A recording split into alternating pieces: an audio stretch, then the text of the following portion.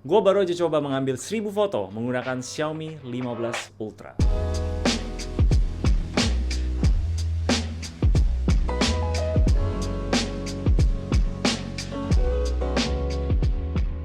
Kalian pasti udah nggak asing lagi sama HP satu ini. Keluarnya juga udah lumayan lama sih ya, reviewnya udah lengkap-lengkap semua. Tapi sekarang kita bakal cobain aja kameranya itu seperti apa untuk kehidupan sehari-hari. Itulah yang gua lakuin selama beberapa minggu belakangan ini ya, tes kameranya doang. Gua bahkan juga ada bawa ke trip gua ke Singapura dan juga ada sehari ke Bandung. Dan inilah yang gua notice soal kamera di Xiaomi 15 Ultra. Semua video-video yang kalian lihat dari video satu ini juga diambil sama HP ini ya, kecuali ya pas gue lagi rekaman kayak gini. Pokoknya kalau kalian nggak lihat HP-nya ada di depan kamera, berarti itu direkamnya pakai ini.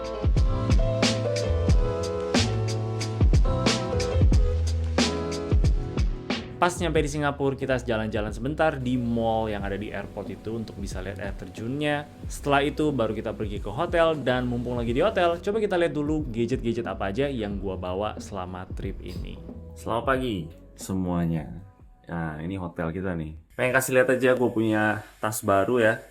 Tuh, gue beli bekas dari Kevin Anggara, gue keracunan dari dia. Dan ini tas Bellroy Light Sling Mini. Dan enak banget sih ini untuk jalan-jalan kayak gini ya. Apalagi gue bawanya juga nggak terlalu banyak kan ya. Gue cuman bawa HP ini aja. Ini untuk jadi kamera utama gue. Ini Xiaomi 15 Ultra. Dan gue pakai casing dari Yungkit. Lihat, cakep banget casingnya. Gila. Ini jadi ada semacam MagSafe juga gitu. Kita bisa taruh aksesoris yang magnet-magnet biar dia bisa nempel. Ini gue kasih lihat gue bawa apa lagi dalam tas. Jadi tasnya memang mini kayak gini karena memang namanya mini. Ada 2 threading di luarnya. Yang depan ini cuman kayak perintilan kecil gitu, kayak Vaseline lah, floss gigi, kunci, kartu MRT. Dan untuk yang di tengah baru gue taruh gadget-gadget gue. Nah, yang ini, yang pertama ada power bank, karena ya perlu lah ya bawa power bank untuk jalan-jalan. Ini power bank favorit gue dari Movi karena dia slim banget profilnya, gampang ditaruh di mana-mana. Gue rekomen banget untuk kalian-kalian yang lagi cari power bank. Ini enaknya kabelnya itu built-in ya. Jadi ada Type-C 1 di sini dan juga ada Lightning 1 di sini. Jadi untuk kalian-kalian yang mungkin punya 2 HP, iPhone yang masih pakai Lightning dan juga Android 1 pakai USB-C, ini gampang banget. Habis itu ada iPhone 16 pakai casing dari Yungkit juga yang desainnya lebih minimalis nih dibanding desain yang gua pakai ini. Tapi desain satu lagi juga ada. Nah, ini satu lagi yang kayak kelihatan isi HP-nya gitulah. Yang sebenarnya sama sih kayak gua punya Xiaomi 15 Ultra sekarang. Tuh, cakep banget. Habis itu HP terakhir, ini HP utama gua Samsung S24 Ultra. Ini pakai casing dari UAG ya. Jadi yang Xiaomi 15 Ultra ini bukan HP utama ya, ini untuk kamera utama ceritanya. Karena semua rekamannya dan semua foto-fotonya itu cuman pakai HP ini doang. Kalau ini untuk yang ada SIM cardnya, untuk gue bisa chatting. Habis itu udah habis. Ini ada gue punya dompet dan ada gue punya earphone. Gue udah bawa lagi sih satu kamera film di sebelah situ ya. Tapi gue nggak masukin ke dalam tas, itu gue gantung aja. Ini cuman untuk isi gadget-gadget gue doang selama jalan-jalan. Dan ngomong-ngomong soal jalan-jalan, kita mau ke mana hari ini? Mau makan. Makan di? Let's go, kita ke apa sih tadi kita mau mana? Lupa. Nah, kita kayaknya tadi mau makan itu deh. Yakun. Udah jam segini, ya Yakun boleh sih, kedengarannya enak. Let's go, gue butuh ngopi. Let's go.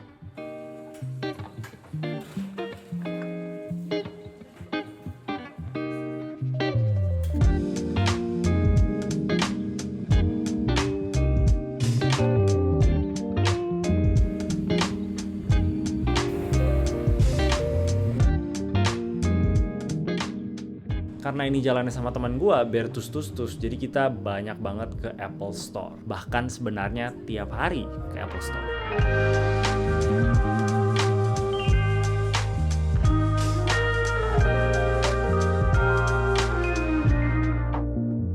Oke, jadi kamera HP ini, gue yakin kalian udah tahu, jadi gue nggak bakal bosenin kalian dengan spek-speknya ya. Tapi buat kalian kan yang belum tahu, ini ada 23mm main camera, ada ultra wide camera, ada 70mm telefoto, dan ada 100mm ultra telefoto. Dan semua lensanya ini dikolaborasi bersamaan dengan Leica. Selain kamera-kameranya yang menarik, ada barang tambahan yang namanya photography kit. Ini yang bakal tambah bikin HP ini bener-bener unik. Dengan adanya photography kit, kita ada tambahan grip di sini yang punya tombol shutter juga, ada tombol video di sebelah kanannya, terus ada untuk zoom, dan juga ada wheel di sebelah sini yang kita bisa atur-atur settingannya. Mantep banget lah, kita jadi kerasa bener-bener kayak kamera pas kita pegang kayak gini. Selain itu, di lens ringnya juga kita bisa tambah filter adapter sebesar 67 mm ya. Jadi kita bisa pasang ND filter atau filter lainnya kalau mau. Dan ini bakal kepake banget kalau misalkan kalian lebih lakuin banyak video ya, yang kita bakal bahas nanti pas kita lagi di Bandung.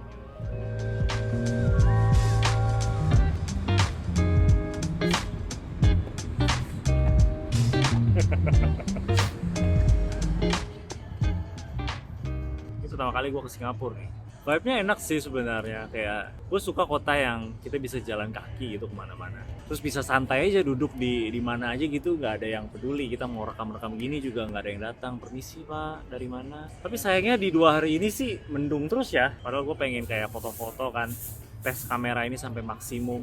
Ini gue pakai kamera depan by the way, dan ya hasilnya bagus sih. Ini gue lagi tungguin si Bertus tuh selesain konten dia aja. Dan gue sih lagi nggak terlalu ada ngapa-ngapain ya. Jadi ya nyantai doang di sini. Paling kita lihat lagi aja beberapa foto-foto yang gue ambil di sekitar sini.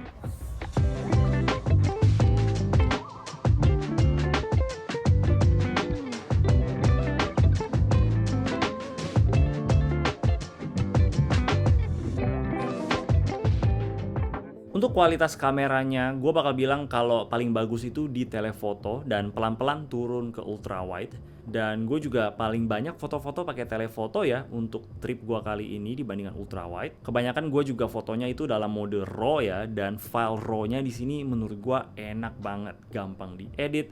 Dynamic range-nya juga lumayan bagus. Di sini ada beberapa foto yang lumayan gelap ya supaya highlight-nya itu bisa ke-save.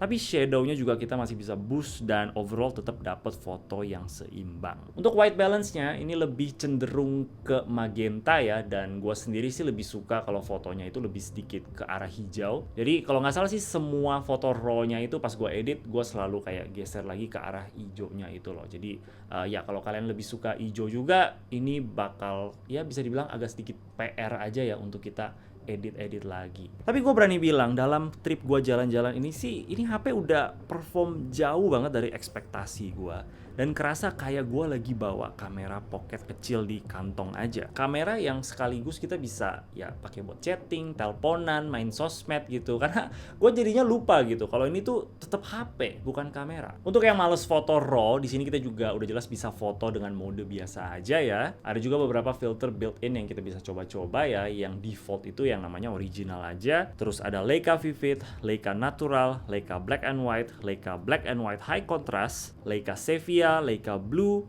Positive, Negative, Scarlet, Teal Mist, Vivid, dan Gold Vibes. Favorit gue sejauh ini dari filter-filternya ya, dan gue beneran sering banget pakai, yaitu adalah Leica Black and White High Contrast. Ini bener-bener bagus banget hasilnya.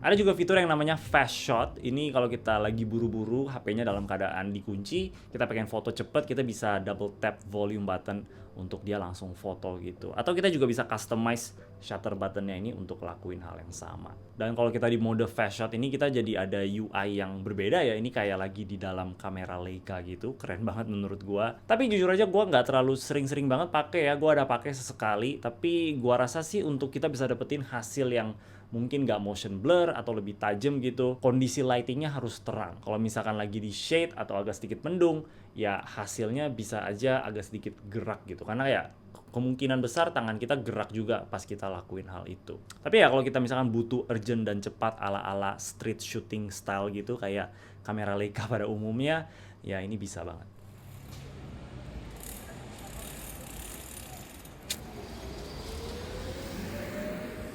Untuk videonya, dari tadi kalian lihat semuanya full video dari HP ini ya. Hasilnya juga udah bagus banget menurut gua. Gua sih rekamnya ini semuanya di full auto 4K 30 fps. Gua pengen kesederhanaannya aja pas gua pakai ya, nggak terlalu banyak pikir pas gua jalan-jalan di Singapura, dan hasilnya sih nggak mengecewakan menurut gua. Paling di ultrawide aja yang menurut gua kita bisa mulai lihat kekurangannya ya, terutama di situasi lighting yang kurang bagus. Bagian shadownya itu udah mulai bersemut, detailnya juga berkurang jauh, jadi sedikit soft-soft gitu.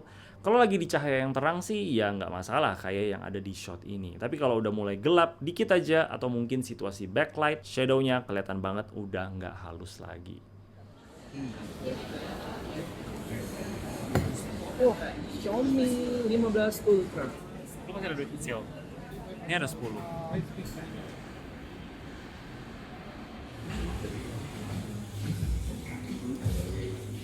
Memang selama di Singapura ini gua cuman rekamnya ngasal aja, semuanya settingan auto supaya nggak ribet juga. Jadi untuk itu coba kita pindah ke Bandung di mana gua lebih tes fitur videonya.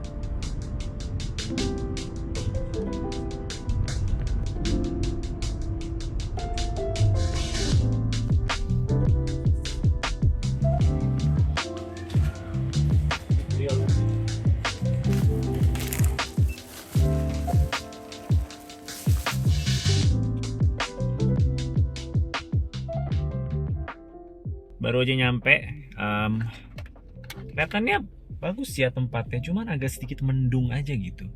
Gue pengen ada matahari setidaknya. Tapi harusnya sih tetap bakal seru untuk kita cobain kameranya. Dan ya gak sabar sih, ini lagi tunggu check-in dulu.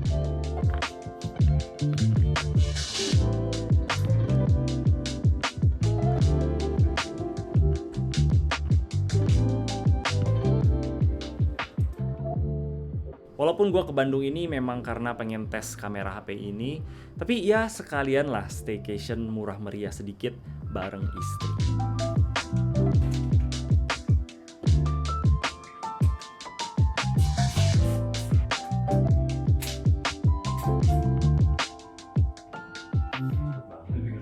Tur kabin, ini WC. Gue gak nyangka ada kayak air panas gitu, terus ada hair dryer. WC-nya pun full kayak gini dong. Lebih bagus ini dibanding rumah gua. Terus ada AC, kulkas, air panas. Nah, itu pemandangan. Kasurnya juga gede. Ini istri. Terus bisa keluar. Tempat masak nanti malam. Tempat makan.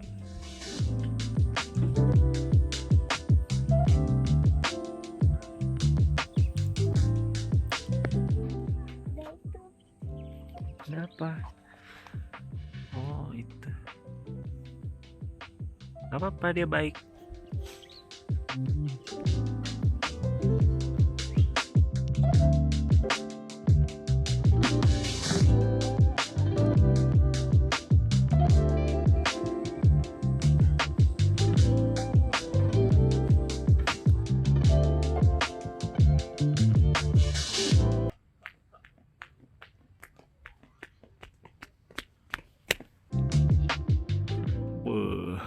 Ini biru keren juga, ada kuning sama biru.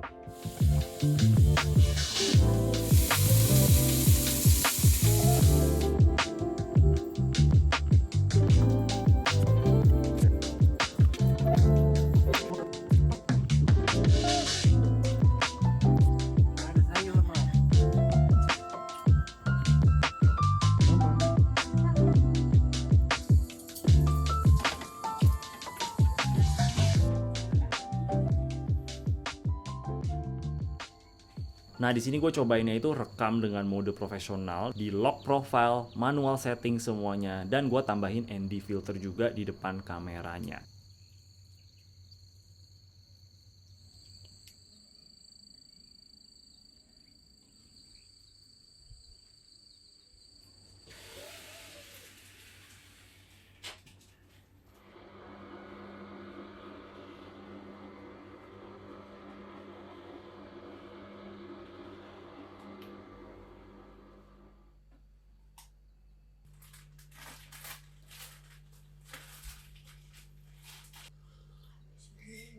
Gue bukan yang terbaik dalam color grading, tapi gue udah berusaha untuk bikin ini hasil warnanya enak di mata ya. Dan menurut gue sih lumayan lah hasilnya. Ini filenya lumayan enak untuk kita edit juga. Gue nggak bakal terlalu detail jelasin cara gue edit log video itu gimana ya. Gue rasa itu bakal kayak bikin agak sedikit panjang aja dan rumit. Tapi kalau kalian udah ngerti cara color grading di video ya, gue rasa kalian bakal puas-puas aja sama HP ini.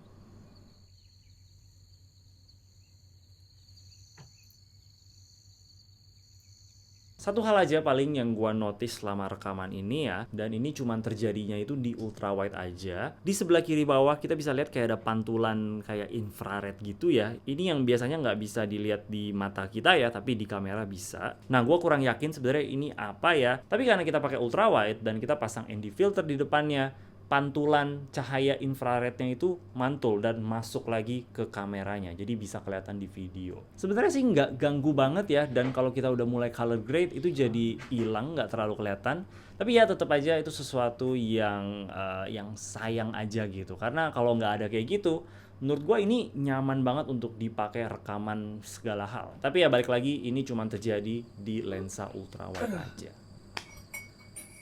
Tes. Ini sekarang gue pengen cobain mikrofonnya langsung dari HP-nya ya. Jadi ada 4 settings gitu. Untuk defaultnya sih ini setting defaultnya itu omnidirectional, jadi lebih ke semuanya dapet. Harusnya sih suara jangkrik dapet kan. Ini suara gua aduk-aduk gelas. Nah, kalau sekarang itu settingan forward, yang harusnya sih artinya suara ke depan gini ya, apa yang ada di depan kamera itu lebih diambil. Mungkin suara di belakang atau suara jangkrik itu harusnya sih nggak terlalu kedengaran. Nah, untuk sekarang itu settingan suara rear, jadi maksudnya itu kayaknya di belakang kamera yang diambil. Jadi harusnya sekarang suara gue sih nggak terlalu keambil. Gue coba ke belakang sekarang. Tes 1, 2, 3. Nah, sekarang gue ada di belakang. Mestinya sih suaranya lebih jelas. Nah, ini settingan terakhir, ini namanya trajectory, yang mestinya sih depan belakang itu lebih diambil dibanding kiri kanan. Cuman sih tadi gue cek dan denger suaranya agak sedikit aneh ya. Overall sih kayaknya omnidirectional tetap lebih bagus. Jadi ya gue bakal pakai itu terus.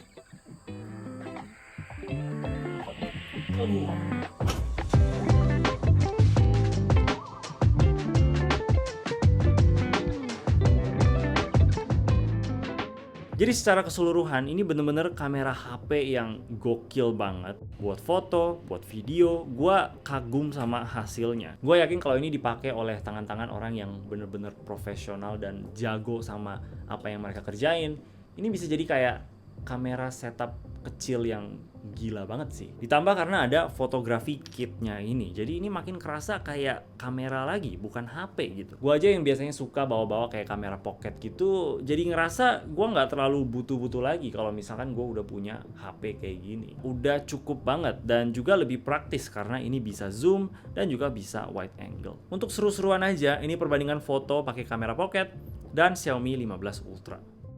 Jadi kayak gitulah kamera dari Xiaomi 15 Ultra. Gue udah kasih link video-video yang nge-review HP-nya secara detail ya. Karena di sini kita cuman bahas kayak senario sehari-hari pakai kamera ini, dan buat gue sih gue sangat-sangat approve. Jadi kalau kalian tertarik sama HP-nya karena kameranya, gue sangat-sangat rekomen. Oke, itu aja dari gue. Kalau kalian suka sama video ini boleh kasih like dan juga subscribe. Thank you udah nonton. Bye bye.